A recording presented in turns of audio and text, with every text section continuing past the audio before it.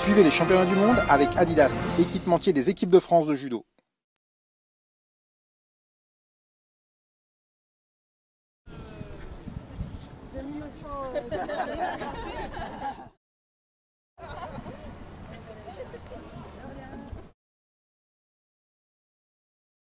Oui, bonjour à tous. Nous sommes aujourd'hui jeudi 25 août et le jour de la catégorie des moins de 63 kg chez les féminines.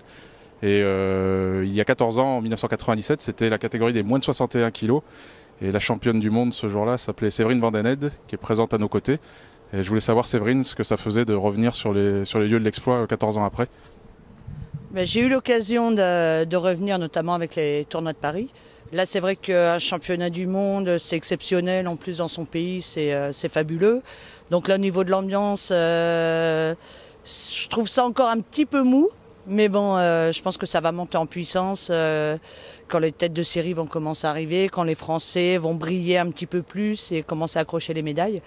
Donc personnellement, ouais, on a toujours une petite pointe de nostalgie quand on rentre. Et puis c'est au moment des podiums aussi où bah là, ouais, c'est le champion du monde qui est fêté. Donc ouais, ça touche, ça touche. Et c'est marrant parce qu'on parle de 97. En 97, dans la catégorie en dessous de la tienne, en moins de 56, la championne du monde, c'était une Espagnole qui s'appelle Isabel Fernandez, qui a été championne olympique par la suite comme toi à Sydney, qui a pris sa retraite, qui a fait un bébé, qui est revenu l'année dernière et qui a combattu hier, qui est allé jusqu'en quart de finale et qui s'est malheureusement, je crois, rompu les ligaments croisés du genou contre Matsumoto, la japonaise.